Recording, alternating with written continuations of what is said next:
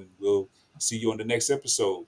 So Oh, again, I'm William Graham, aka the Barber Pro, and we got Mr. I'll let you say your name again, sorry. Mr. Mr. I set you up Uh, on that one. you I said did. Sorry about that. I was gonna call I again. So on didn't. that I note, forgot to I'm take a William picture Graham. of me on here with you to post online. I even wrote it down before. I'm like, I got to take a picture because I always forget.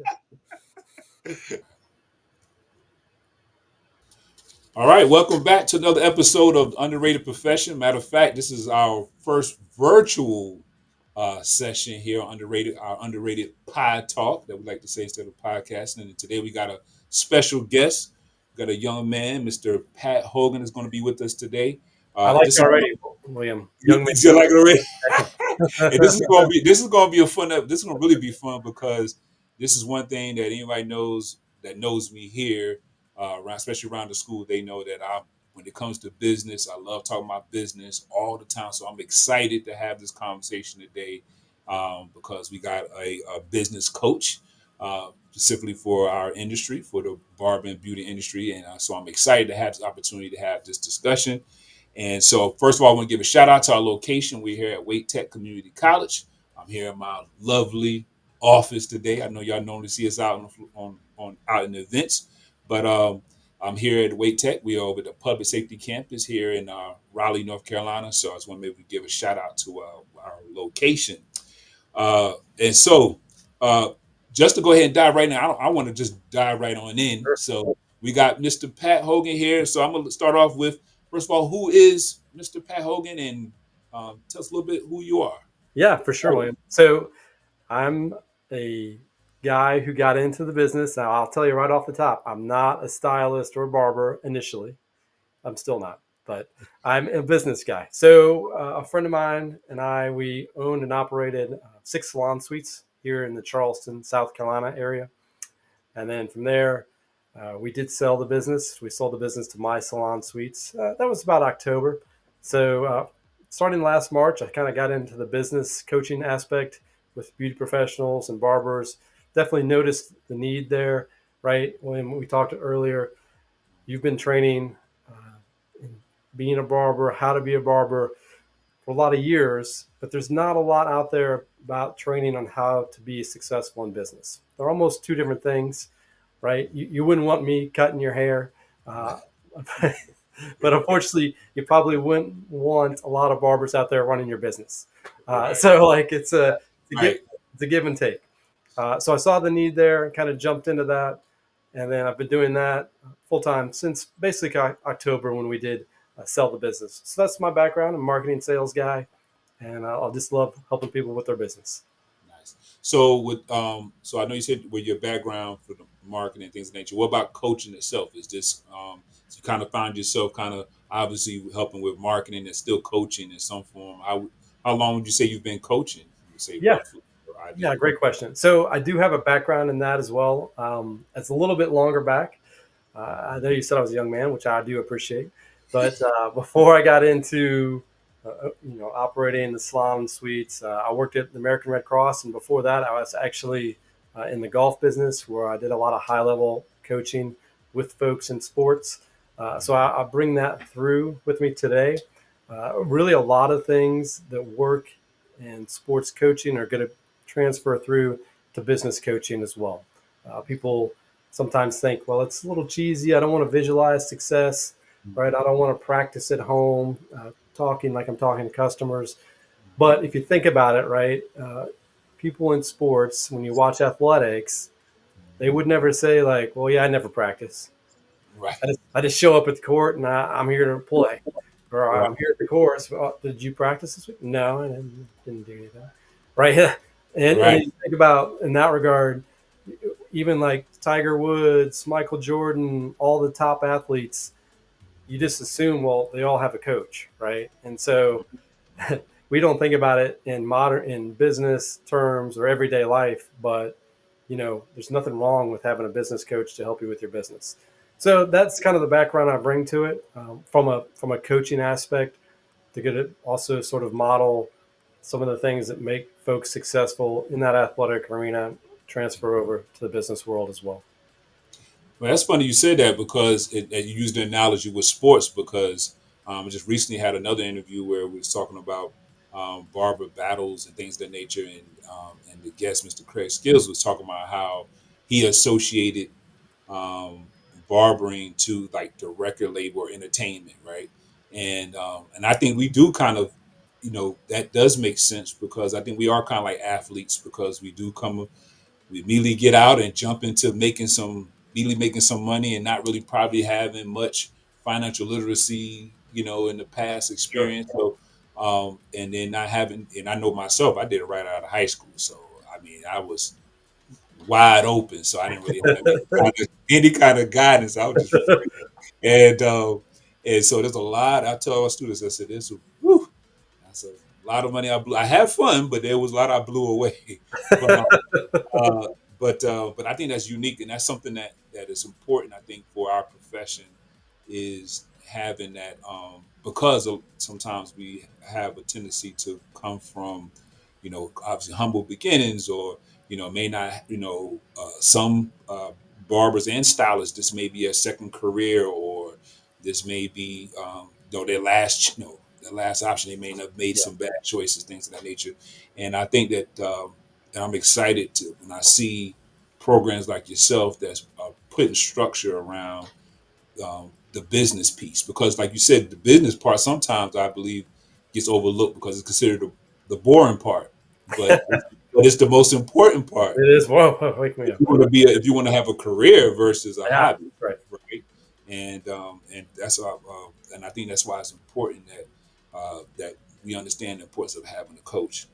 Yeah. Um, One other quick thing too, like I get the fact that barbering, being a beauty professional, a lot of times it's independent, right? There may be a manager at the shop, but what's different is if you work at like a corporate setting, you will have a manager. A lot of times you have a mentor when you first come on who sort of teaches you, coaches you along, and you'll meet people throughout your business career in a corporate setting, right? That you can emulate and say, okay, maybe I can talk with that person, sort of show me the ropes or give me that path. It's getting better, right, in the barbering space, but it's still not as prevalent because you don't have that corporate structure. right, There's not that expectation of, right. we've got a new employee, we want to train them, we want to show them how to do things the right way. Is it better than it was 5, 10 years ago? Yes. Um, and I think some of that is because you'll get some folks, right, that it's a second career for them. They said, I did do the corporate thing. That's not really what I want to do. And a lot of times you do see them succeed at a faster rate only because they have that background.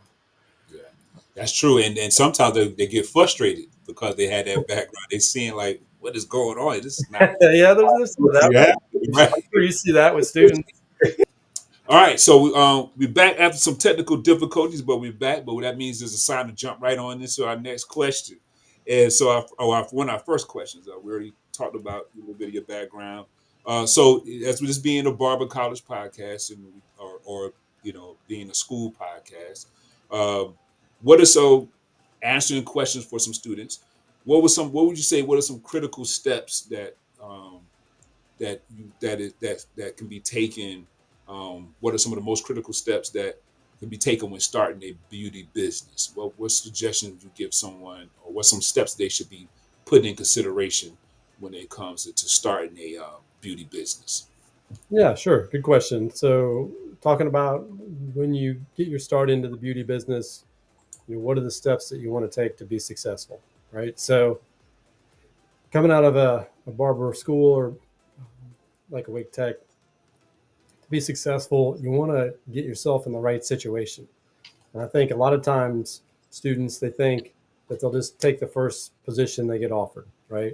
And really, this is a great opportunity for you as the student going into the workforce to interview a couple places, figure out where you want to be at, and then make that your mission to get to that shop. I think a lot of times you're just excited to graduate. I want to get out there, and maybe you take the first thing that's available. So while you're in school, right, you can be preparing to be out in the shop. What's that mean, right? I get my social media together. I do that research. I start to look around at the shops that I have an interest in, so that when gets closer time to that graduation, then I'm going through that process to know the one shop that I'm really targeting. Yeah, I like that, and I like the whole idea of taking advantage of while you in school, and that's one thing we try to encourage students like, hey, while you in school, whatever bad habits you may have, this is the opportunity to work on it. Like stuff like if you got a problem getting up, you know, if you have a problem with certain things, this is you want to use this time because our program is a year long for our full time and a year and a half. So this is a good time to work on even some of those bad habits you may have too. Would you agree? Is that some? Yeah, for sure. Right. So, just even you talked about getting up, right? So you have to treat it, even when you're in school, there is a lot of freedom in this industry, but you still have to treat it as a profession, right? So even if you think of it as, you may not want to think of it as 9 to 5, right? But when you start, you may want to or have to. And if you put those guardrails on yourself, right, then at least you're going to be present and you're going to be at work. Even if there's no clients, that, say you have time from 9 to 9:30 or whatever it is, there's still things you can be doing. You can be learning from other people at the shop. You could be trying to prospect or figure out ways to get clients through the door.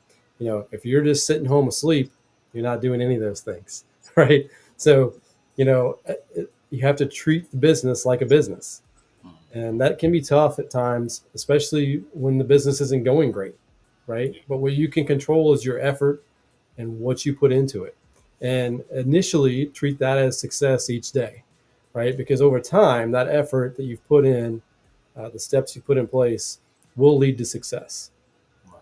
So with that being said, what would be any new graduates? What's kind of effective marketing tips that they can do? You think to make them competitive in the industry, from your opinion? You think? Right. So William's been in the game for a couple years. So William probably can remember when there wasn't social media, right? Talk to me when you had Good to have old days. The good old days. Yeah. the good old days. So here's what here's what I do tell people, right? Is that today it may be easier than ever to get clients, uh, but it's not simple, right? Mm, Or you can even turn that around. It's simpler than ever, but it's still not easy, mm, right? How you really look at it. So what does that mean, right? Social media is going to be your quickest way to build a clientele, but there's a lot that goes into that, right? Main thing is being consistent, and you have to decide, well, what does that mean to me? Is it once a week, twice a week, 3 times a week? What can I do consistently so there's not a fall off, that you're building that following, building engagement. And a couple things with that, I know a lot of people, they don't like to be behind the camera, right? But here's the truth: at the end of the day, social media or otherwise, people still buy from people, and so they're associating you. They want to see you, and who are you about, right? Now look, William, you and I have talked probably to just a couple people, right, through our days. And right. so while being on camera may not be the most exciting thing for us, we've talked to so many people over the years, that it gets a little easier. But know that when you start, right, you're not going to be great, and that's okay. And you may stink, and that's okay. It's a work in progress. But if you never start, people never get to know who you are, and then you're lagging behind. And so that's just something to keep in mind. I think social media obviously is going to be the easiest way to build your clientele these days. One thing I will say with social media is keep it professional, right? If you want to have a personal page, totally fine. If you want to share more about yourself on a personal level, do that in your stories, right? But keep the business part of your social media to a professional level. Great that grandma turned 82, but you know that doesn't have anything to do with you cutting hair or any of Right. that, right? Right. I think you have such a short amount of time to catch people's attention that you can't be wasting it confusing people on what your page is about. You know, and that's interesting you say that because I had someone, a fellow barber, matter of fact, give a shout out, Mr. Reggie Winston. He's owns a shop here in Raleigh called the Barbershop, and he actually asked me a question, and I was kind of like, and I ever since he asked this, I kind of just been asking it as well. Um, and he asked me do and kind of piggyback off what you mentioned about being mindful of your personal or business page, right? And so the question he asked me was, or I guess they had a debate in the shop: should you um, should you keep your business page strictly business or mix some personal in there? And then he gave me a reason why. I told him you should keep it like you keep it separated. Do I I? think it's fine to have some business, have some personal in there, but is it advancing the story, right? And And so, that's like, exactly yep, and that's exactly what he was saying. He said he felt that the story that having a few personal stuff in there is a way to, in his theory, to make you more relatable to people, and they could see sure, more of outside the shop, a little bit of you doing a little bit of having some personal fun. Like I seen you dancing on your that's page. I right. know you I did a little dance. I'm not did afraid a to little dance. step out So there. so The and sad so dancing, I own that for sure. I like the '80s. I like the '80s, That's but right. but But a good example is that that's sort of my stick sometimes, right? And okay, so um, it's only once in a while. It's still me. It's not right, grandma. There's yeah, no confusion about like, oh, look at it. He's gonna do a funny dance and say something about why we should work with him or whatever. yeah, And so does it show? It does kind of twofold. It shows a little bit of my personality, right? It shows that I can be goofy. I don't take myself too serious. I mean, it's important business, but it's look, I'm still gonna have fun doing it. And so it shows a little bit about who I am in regards to the business, right? And so I think that's where you can show who you are. What I see sometimes, a lot of times, is people taking a picture of them in their favorite hat, and next thing you know, it's you name it, whatever it could be, and I'm like, we're getting off course on, you know, right, I like I really like my shoes. Oh, well, okay. What does okay. that have to do with? I get it. You're well put, but they're just in a picture of the shoes. I'm like, this Right, is I've seen it. Actually, I have seen that. Like, I'm trying to yeah, figure.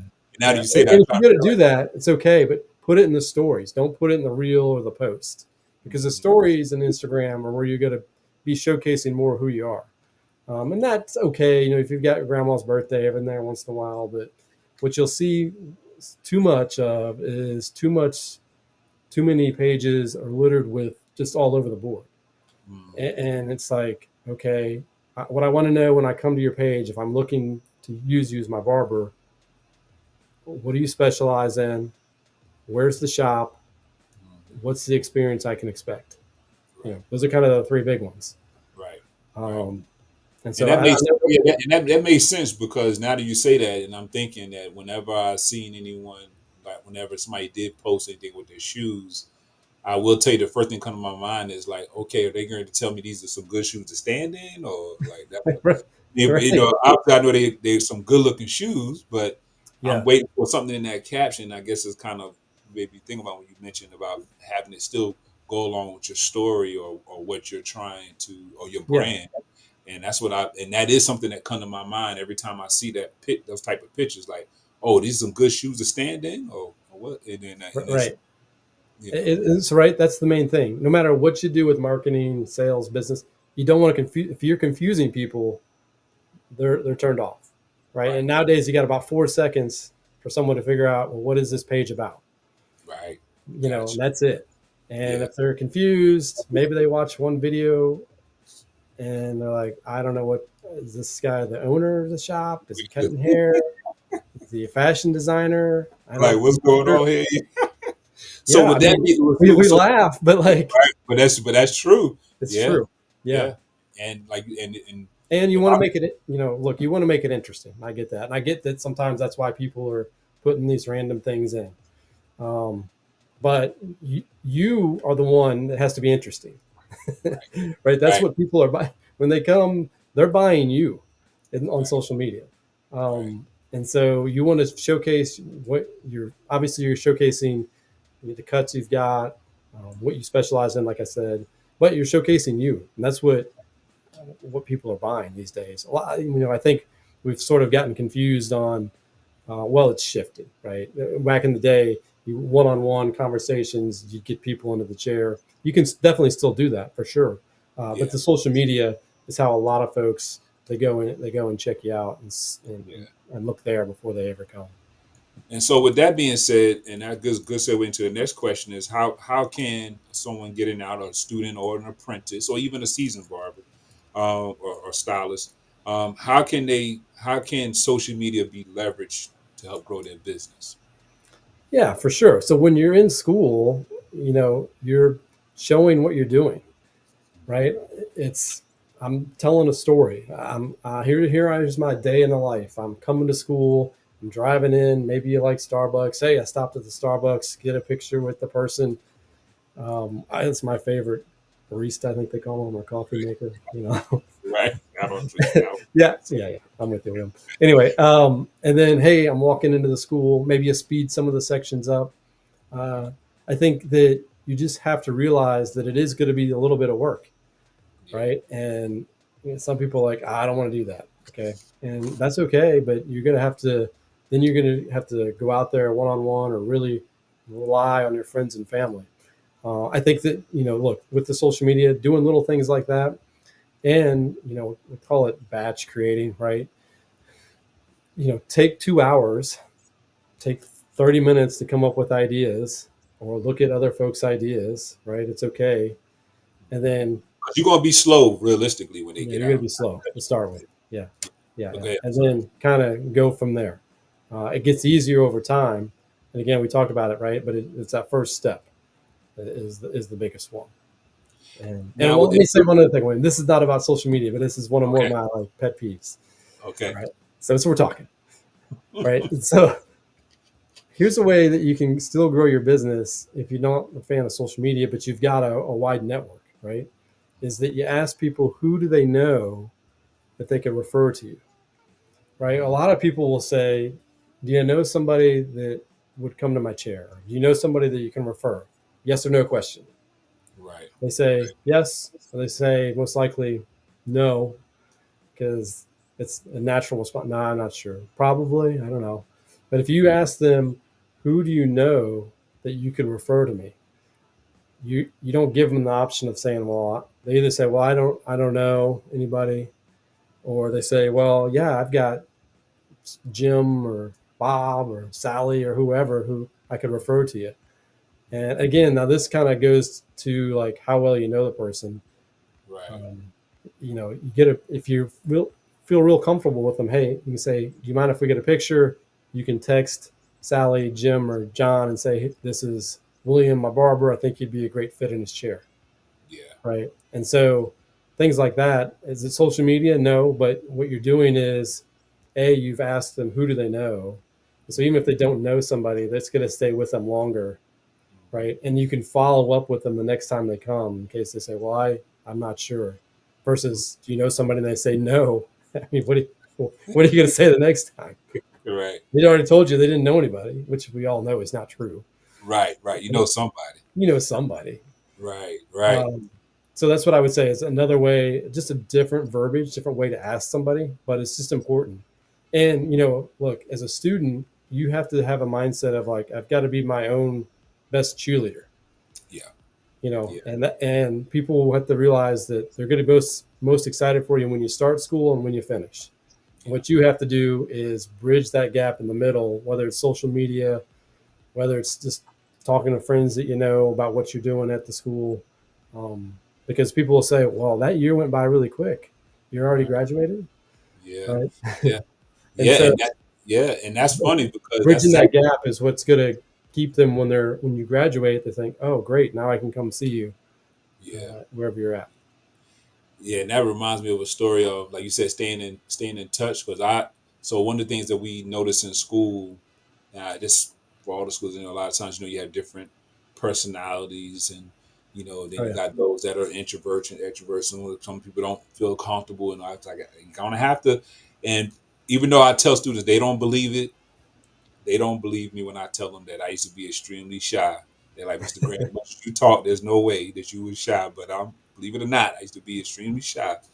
And but and so and we come from the days of not having social media. So we're talking yeah, about passing out cards and actually oh answering. yeah.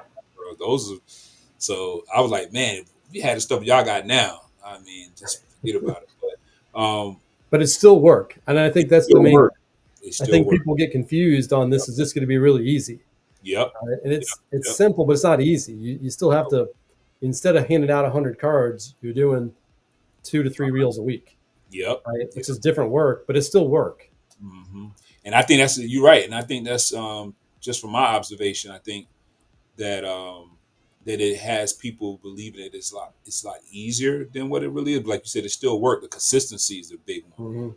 Hmm. um, and um, and so that's one of the challenges for students. And I like that idea of simply like you can get for those that are introvert like that. I always say, well, get your customers to post for you. Meaning, like let Sure, them take the photos and post the photos on their page, and that could be another form of, I guess, referral too, right? If they're liking or they're posting your picture of the haircut with them, and they could do the posting for you if you don't want to do it.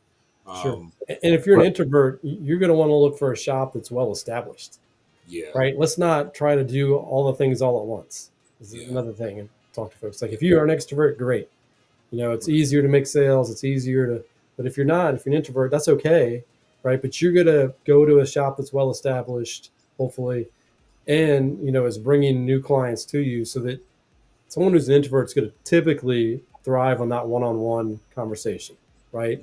And so they're probably going to build a client base maybe quicker once they're in an established place. But finding that right fit is so going to be so important for them, and they're yeah, going to have more of that connection with the one-on-one, and so that retaining those customers and those customers becoming referrals may be a little easier for them actually, in that regard. But if you're in a place where there's no clients coming in the door, you're expected to get all the business, and you're an introvert, that's just a recipe for disaster. right, yeah. And so, with that being said, and speaking of, and we talked about a little bit of preparing. Are we in the space of talking about students preparing, gearing to get out, and this is like I said, this is then we talked off the air how this is perfect timing to having this discussion about business, but we just recently um, just started our business component piece of our program Sure. as they're transitioning out. And now, a lot of them are saying they're ready to go, but then they turn around and realize, oh, I got a few more months. I got to get myself together here. Yeah. And so we just recently did uh, an activity where I had a project for them to do for pitching a business model using a business model canvas, but they had to pitch a business idea of their choice. Didn't have necessarily be a barbershop, but I just wanted them to have an understanding of how to use the business model canvas tool, Sure.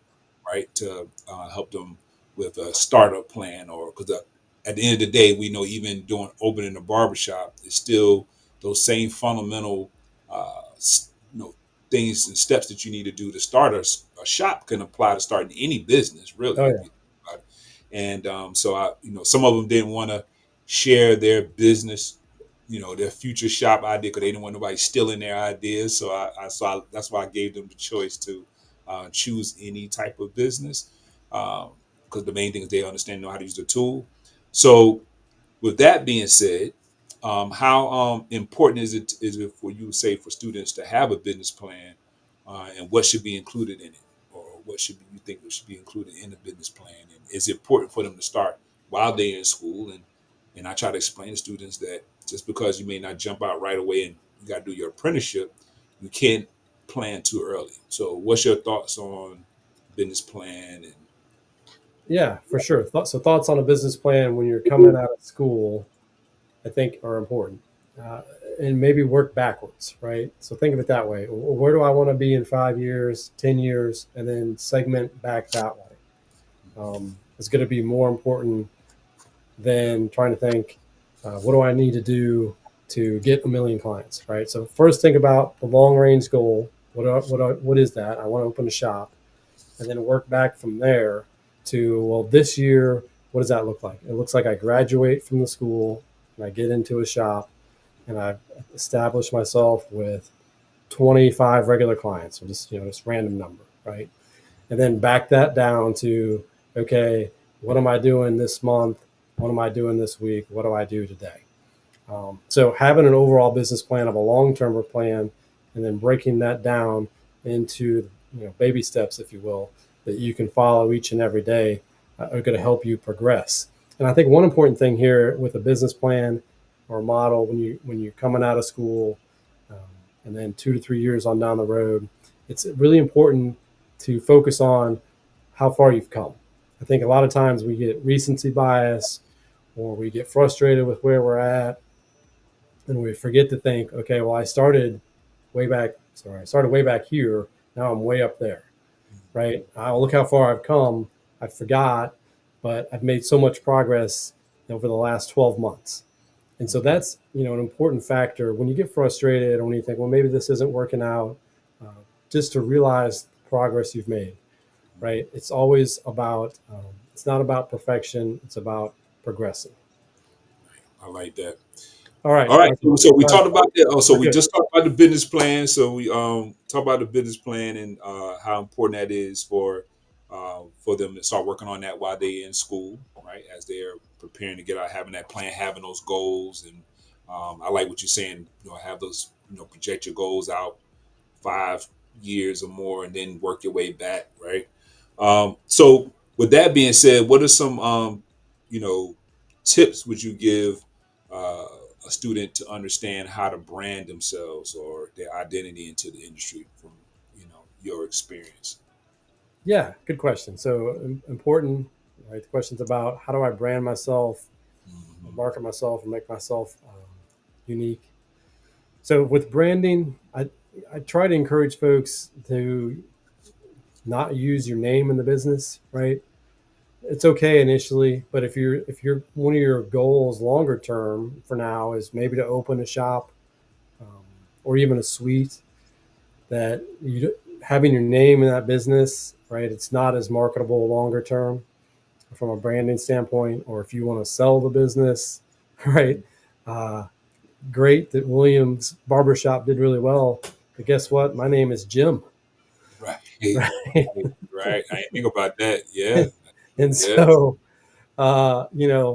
what ends up happening a lot of times is people build that brand on their name, and then once they get larger, they have to transition into a different branding, right? And you may still do that on down the road, but if you start out initially with that branding being, um, the greatest hair shop in Charlotte or whatever, Right. whatever you can still put your unique spin on it, right? But not putting your personal name in the name of the business, I think, is important, for folks. And I see, you see it a lot. And again, I'm not saying you can't do it. I just think if your long term goal is to open a shop or even a suite, then you're using a more of a generic name, and because you don't have to change it if you don't want to later on. So that's kind of one thing right off the top. Obviously, if you've got a logo, great. If you don't, it's okay with social media. Just picking names for you, as far as your business goes. So Yeah. that's kind of one thing right off the top. Branding, if you've got a slogan, you can implement that as well. But really nowadays, the branding is going to be your personal brand. And in this space, the personal brand is more about who you are. And obviously, as a student, you're learning the business, you're learning how to cut hair, but you still can showcase the things that you do well, right? You talked earlier about the bad habits. Well, for social media and what you're putting out there, focusing on the things that you do well in your good habits, and good products, that you have to showcase is what you want to do. Because really, nowadays, the brand, when you first start out, while it is a personal brand, right? It's you. Longer term, with that other name, you can build that into something else.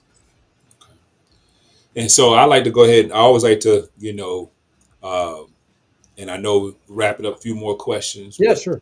um, but I do want to go from talk about the business plan, and I like to dive in a little bit deeper because we want to try to use this as educational opportunity, right? But what would you say some of your that you've seen so far and some clients you have dealt with? What are some of the common like mistakes, financial mistakes that made some folks getting into the industry has made, or have you seen some even not even new, maybe some seasoned folks that may reach out for your services? What are some common mistakes that you um, might have seen? Say, Sure. So, common mistakes that we've seen. I hate to say we've seen them all, just being running salon suites, but uh, a common mistake for people opening a barbershop or even, well, let's cover a couple of things. A common mistake for people opening a barbershop is they pay too much in rent Mm-hmm. because they get the space on their own. They don't necessarily use an agent. They're not super familiar with commercial real estate. And so they don't realize, hey, maybe they don't have all the comparables. So they're just so excited to start in business that they're willing to pay, kind of the asking price. And then they think, oh, whoops, I got to do a bunch of upfit. Uh, who's covering that?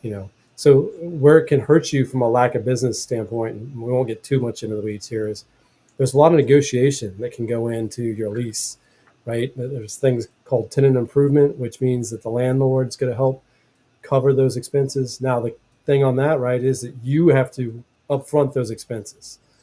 And so that means you have to pay for all the upfit on your own, and then the landlord reimburses you for whatever it is that you had to outlay. Mm-hmm. And so that's one thing, right? And then a lot of times people just pay too much per month, and that price never goes down. It always escalates.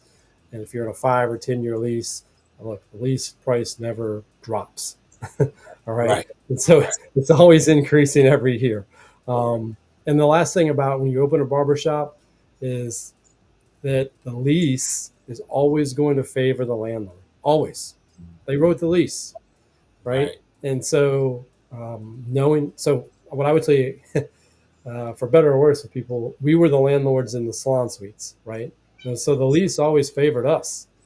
Right. And that's going to be the case when you open a shop. And sometimes with a shop in a commercial space, it's worse. The lease will be more favorable to the landlord than even in a salon suite model. And the last thing I would say, if you're for this part, if you're opening a shop, mistakes we see are going to be folks that don't realize that a lot of the commercial properties, you know, the landlord maybe the building's owned by a national tenant. Well, guess what? The national tenant doesn't really care that you've got 6 chairs and the water broke, Right. right? Well, that's Right. great. We'll get to it when we can. What's water? Yeah, we'll put that at the top of the list. We'll be there tomorrow, maybe, right? And so what people don't necessarily realize, they want to know like who am I leasing from? Because national tenant, or do I have a property manager? Are they responsive? Because that person is going to be different than who leases the property to you. So I hate to say it's a mistake, but one common thing we would see is that people will say they're not responsive. Look, the front door hasn't closed in weeks, Right. and they're like, yeah, we'll get to that. Yeah. Because to them, you're still in business, you still have to pay, and so better or worse, they kind of work on their own time frame. And so I think a lot of times barbers, stylists, they open places, they're so invested in that space that they expect that the person who owns the building to be that invested. And Right. unfortunately, the person who owns that building is just a landlord Yeah. who is grateful that you're there. And if it was a restaurant, they were grateful the restaurant was there. And if it Right. was, you know, you're just like tenant A in the shopping complex, That's right? right. And I think it's not necessarily a mistake, but it's something people don't think about. And so when you're just tenant A in the shopping complex, hey, we'll get there when we can. You pay 2,000 a month. Um, Best Buy in our complex pays 20,000 a month. Guess what? Best Buy has a problem. Maybe we'll get down there. But believe Right. it or not, maybe they won't. Right. But You they got know, that party. Yeah. It depends on what. Yeah. You might be low on the total compared you to might best. be. Yeah. Right. So I think that's something from if you're opening a shop standpoint, if you're when you go out on your own, when you're just graduating school, I think something that we would see sometimes is that people wanted to jump into owning a suite maybe a little bit too soon. They didn't know exactly everything that went into it. We kind of just, I hate to say it, but I don't know, we discouraged folks. Now that I don't own the business, I can say that we somewhat discouraged people who were just coming out of school, right? They didn't have a full clientele. There's no way in any business, there's no way around either having a full clientele or having a lot of capital, right? And Right. so when you're just out of school, you may not have either one of those. or Right. maybe you've got some capital and you think you can build the business, um, but it takes longer than you thought, and so Yeah. maybe you don't make it. So common those would be kind of the common mistakes when people would come to the suites. Just in general, people who graduate the Barbering schools, the Paul Mitchells of the world. I think one mistake that they make is that they don't always realize, hey, this is a profession. I have to work at this all the time to start with, right? That you're an entrepreneur. You're whether you work at a place or not that has a good clientele. That you're the face, voice, and the name of your business, Yeah. and so you always have to be promoting yourself. And I think a lot of times, people don't realize when they get into this, you're an entrepreneur, you're your own business. They were really attracted because they really like doing hair. They like that aspect of the business, and kind of like what you said before, they find the other part boring. Right. Well, for better or worse, the boring part is what is going to help make you succeed. Because nowadays, there's tons of stylists, there's tons of barbers. Yeah. Um, and so that's kind of what we would see. I think, Yeah. the folks who had that entrepreneurial spirit and realized that I have to be doing this all day, every day, at least for a little while, um, are the ones who are successful quicker. Right. And that makes it, like you said, and it's a lot more competitive now with technology and social media, and even with the different apps where a lot of them are supporting, there's more a lot of shops because they just concerned with memberships, right? Yeah. And so that, like, what are you doing inside though in that app world to be separating yourself? And it's also, let me ask you a question. This is a question I guess I asked, when you had the salon suites, Yeah. and something that I talked to the students, I share with students about the business model canvas versus a business plan. Regardless, both of them are like living documents, right? They made to adjust as time go on. And I was mentioning to them that the business model canvas, or one page business plan, if you want to put it that way, refer to that way as well, is utilized mainly for like commercial places or angel investors, or just to kind of give them a uh, snapshot of kind of what you want to do. Because some commercial places, at least in North Carolina, I don't know how it is in South Carolina, but I know in North Carolina, some of the commercial places require something like a business plan or Yeah. Sure. a plan, anything like that. Did you all do that with Salon Suite? Did y'all actually required any of that, or you just pretty much just listened to what their business was and found out kind of like their experience? Is that kind of one of the things y'all did at all? Question was kind of about what did we do as salon suite owners to, if you will, vet the potential clients. Good question. This is an easy one. We did um, for a while. We would do background checks, but believe it or not, they weren't that reliable. Um, and so what we ended up doing, came on with the suites. Let's see, 12 years. Well, I came on with them about 4 years into it. Like we talked about before, kind of off camera. I got into it with a business partner who I had known outside of the business, and so he brought me in. I ran the marketing and operations of the facilities, and so like I said, he had done background checks prior. We sort of went away from that because they weren't super reliable, um, determining the success of a tenant. So what we did was I set up a couple of different ways, right? And so people would have to email to set up a time, right, to come take a tour. Because sometimes people would just call and be like, "Can I come tomorrow or today?" Right? They were just sort of kicking the tires, checking the place out. Right. We were fortunate to have a high occupancy rate, and so we didn't just give a tour to everybody, right? And once you got to like 6 locations, it was tough to give a tour to every single person who ever called, right? So what we did was we would initially send them an email with the information, right? Because most people, they want to know what's the price, how long is the lease, what are the basics. So we would send that to them, and then we'd say, if you want to take a tour, email back. Happy to meet with you. I sort of jokingly would say, not really, but sort of, if you can't respond to an email about trying to figure out a time to meet with me, maybe you can't run a business very well. Yeah. That's, Right? And yeah. so Yep. we would sort of informally put them through some hoops to get them before they came to take a tour. So we'd give them a couple times. If they responded back, I'd give them a couple times to pick from. Now, here's the key in any business, in my opinion, when you own the business. is that you don't want the business to run your life all the time if you can. Now, maybe the first year or two it does. I get that. You don't want to feel like you can turn anybody away. We were fortunate, or we had a strategy of we'd give folks three different times that I knew would work for one of us. And then if they couldn't do one of those times, then we let them offer something back to us, right? Why did we do that? We did it because if you were motivated enough to come and be at the suite, you could figure out on your schedule which time would work for you. That's And right. Right. so that was another good barometer. And if you those times didn't work, then you would, obviously offer another time, and we'd try to make it work from our end. And we would typically offer Mondays, sometimes Tuesdays, and another day. So we'd offer them like three different days, right, as possibilities. So our view was like if you really wanted to be in the space, you would make one of those three times work. Yeah. And then once they got there, look, I went with I interviewed them, right? And as a salon suite owner, and here's what it can also apply to coming out of school. Like I had a whole presentation, right? And my background is sales and marketing. I'm not going to say it's not, but I had worked on the presentation. So like I gave them the whole rundown of the whole place, but I could have done that in my bedroom. You know what I mean? Like whether I was at the place or somewhere else, the people didn't know that, right? I had Right. jokes that I told at every certain point. They'd all laugh at the same jokes. Oh, you can tell I'm probably not a stylist. They'd laugh because they knew I wasn't. I Right. didn't try to, I was real upfront about it. Yeah. But I say that to tell you that I was able, knowing the information, I was able to focus on the client, right? Because I didn't worry about what am I going to say next, Right. right? And how does that translate to being a barber or just coming out of school?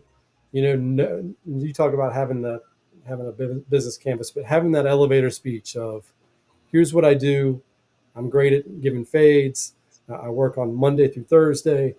You can make an appointment here. Boom, three things that I can talk to people about right off the rip. And so, that's really important. So getting back to like, what did we do when they came, right? Did they show up on time? Right. How did they were they dressed when they showed up? So what people tend to forget sometimes is that this is a job interview, right? Yeah. And the unfortunate reality is that basically I decided whether you got the suite or not. And so if you showed up in a tank top and slippers and were 5 minutes late, not a great start. Right. Okay. Right. And so that's just the nature of it. And I know people, especially, I say today's like, it's still a business, right? And so if you show up to the business appointment, like you just rolled out of bed, it's not a great look to start. Now, you may be the great stylist and a barber, but now you have to convince me that you are a great stylist and barber. Right. Right. So that's one thing I, try to stress to folks when they go to an appointment, whether it's with a suite or they're going to meet with the shop owner. Look professional, right? So anyway, beyond that, we'd have a conversation with them. How long have you been at the place you're at now?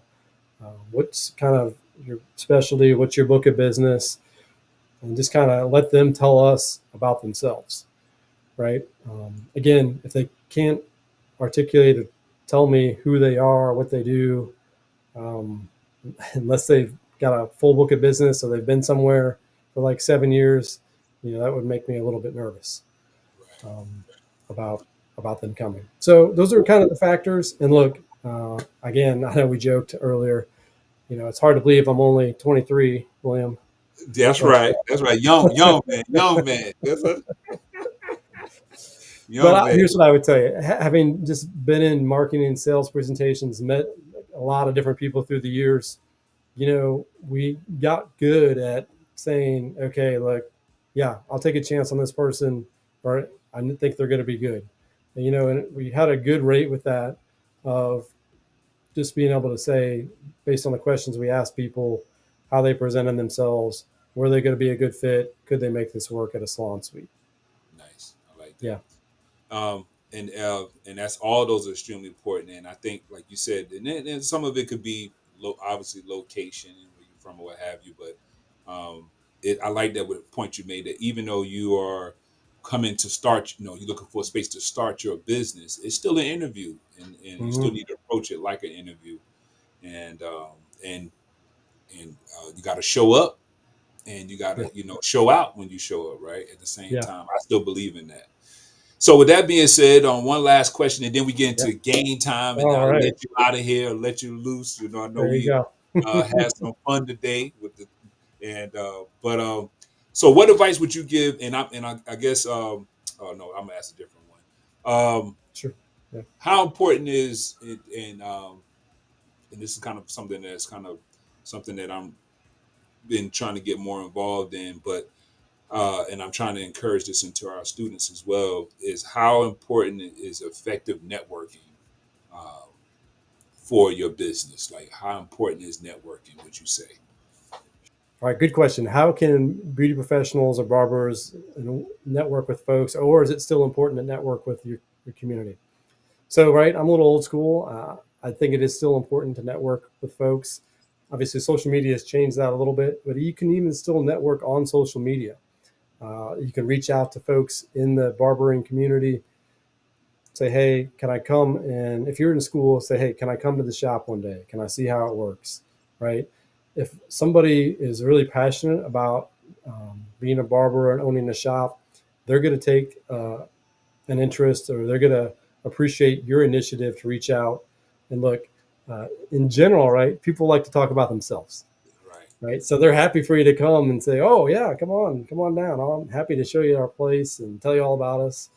And so, from a networking standpoint, that's one way you can do it on social media, right? There's always in-person networking events, but if you're just getting started and you're really into social media, I think that's a good way to do it. Is it sort of a cold call, if you will? It is, but most people, again, if they're passionate about it and they see that you're into it, they're going to be willing to meet with you. So that's a good start. And then just, you're going to meet people at your school, right? And so just staying in touch with them once they get out into the styling and barbering community. So there's one thing about the community, right? Is it's tight knit. People know everybody almost, and so you want to have your own obviously network within that community, but also treating people well, right? And I know we talk about the golden rule.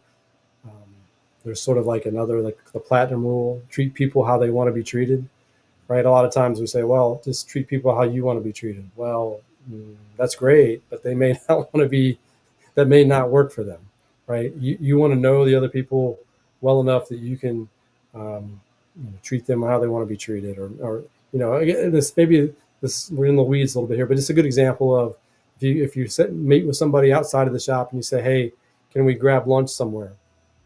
Just, I want to hear more about it. You let them pick the place. Okay. Mm, You don't say, hey, um, can we go to Chili's, right? Whatever, you name it. And then the person shows up and they're like, well, I don't really like Chili's. In fact, my wife got sick here last time, but I didn't want to, So right. you let them pick the place. That way, you know, they have control, if you will, but they also, you're letting them have the say so and have that input. And so, you're giving them that opportunity. You're meeting with them where they feel comfortable. They're going to be more inclined to give you more information, network with you. So that's kind of what an example of the platinum rule: treating people like they want to be treated. I think it's just big in networking, especially when you're coming out of school. Right. It's very important.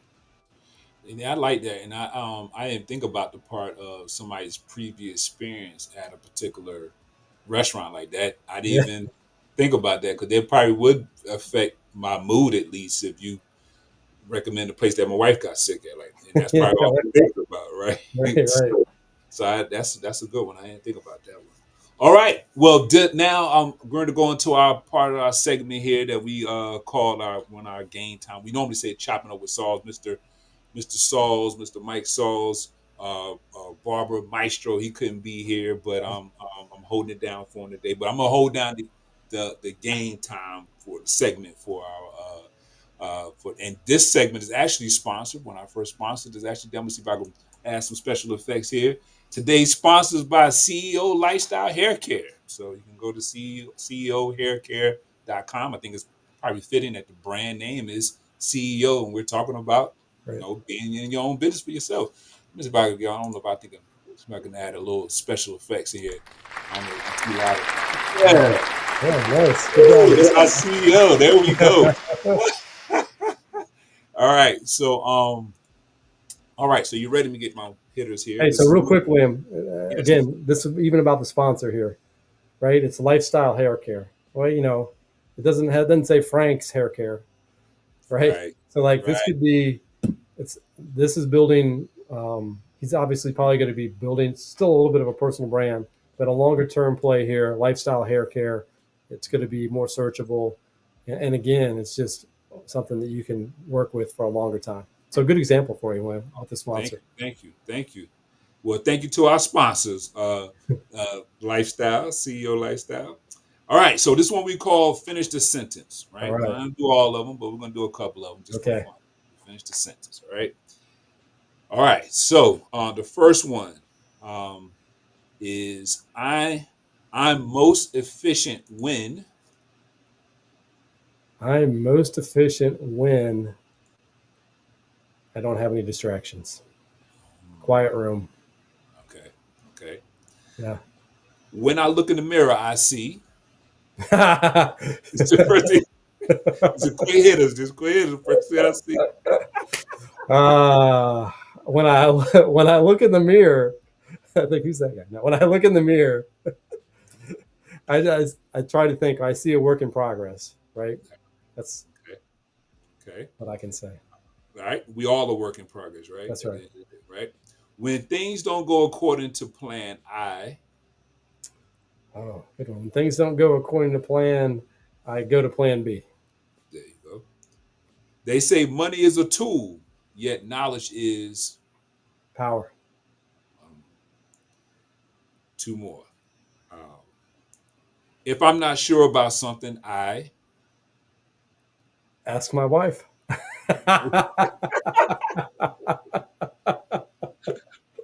when I'm no longer here and gone, people will remember me as When I'm no longer here and I'm gone, my hope is people will remember me as a caring person who made a difference in their life somehow. all right. I like it. I like it. As a matter of fact, I like it so much. Give you a round of applause. Thanks, man. Appreciate that. Well, I thank you, Mr. Hogan, again for you participating today, having this discussion. Now we could talk about business all day. Definitely got to Good. do it again. Oh, Love to thank have you. you back again. Yeah, Um, thanks. because I know we know business is always changing. I will hope we can, Yeah. continue this conversation on giving these business tips. Because I didn't say it earlier, but one of the things I think we might have talked about it off camera, but one of the things I coined our program as being the first business school of barbering, right? So we want to not only teach you how to cut good hair, but also how to run a good business. Because um, you know, we know I always like to say it's three parts to barbering, right? We got the artsy side, that's the one everybody sees, right? But then we have a science to it. We gotta make sure we know what chemicals and products we're using.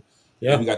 we got the math to it as well, right? Not just when we say math, understanding angles and projections with the hair, but also how to run a business, how to count, how to do the accounting side of it. And Yeah. I think all of those things sometimes have we take it for granted or we don't think about it that way. But the two most important parts, or one of the most important parts of those three pieces to me, is the business. And so I think that I thank you for giving an opportunity for us to talk Oh, yeah. about the That's business great. of barbering.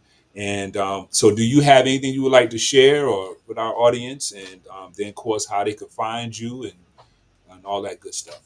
Yeah, sure. So how they can find me is going to be there. It's been there the whole time. Hopefully you've seen it. It's at Barber Business Coach on Instagram. Check it out. Obviously, continue with the business tips. I do have an offer going on now. If you do have a barbershop, or even if you're just getting into the business, where I do review your business and provide you personal feedback in a video form and action steps. And you can find that in the link in my bio in the Instagram, and you can get that there. I guess closing thoughts. I would tell folks who are just graduating from school, right, is that to invest the time now to improve your business, get your business going. It's going to be hard work, right? But if you're younger, use this time now to work hard because as you get older, again, William, we're a little older, Right. you realize that time is really the only currency. And so you start to think, okay, how do I get the most out of today? How do I get the most out of this hour?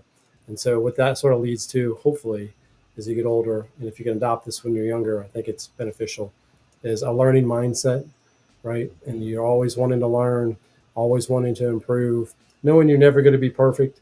But if you're learning and improving, you're progressing towards success. And I think that'd be my closing thoughts on today's session. Wow. Awesome. Awesome. Well, I hope we can again continue this conversation. I look forward to hopefully coming back. I know we had some technical difficulties, so don't blame me. I hope you'll come back. I hope you'll come back. I take the blame. I mean, William, you put up with me for like over an hour. That's pretty good. I enjoyed it. We could have been talking longer, as far as I'm concerned. I know. It But was good. yeah, it's good. So again, I thank you again. I thank you all for tuning in, and I hope y'all enjoyed this episode. And we'll definitely be have Mr. Hogan back on again. And again, I hope y'all make sure you like, subscribe, and click That's that right. bell to be notified. And we'll see you on the next episode. So Oh, again, I'm William Graham, aka the Barber Pro, and we got Mr. How did you say your? I'll let you say your name again, sorry. Mr. Mr. I set you up Uh, on that one. you I said, did. Sorry about that. I was going to call again. So on that I note, forgot to I'm take a William picture Graham. of me on here with you to post online. I even wrote it down before. I'm like, I got to take a picture because I always forget. Okay. So Sorry. on that Cue note, me I'm up. William. Cue me On up that again, note, William. all right. On that note, I'm William Graham, aka Big Fundamentals, aka the Barber Pro, along Hey, with. this is Pat Hogan, the barber business coach. It's been great being with you, William. Thanks so much. All right. We'll see y'all next time.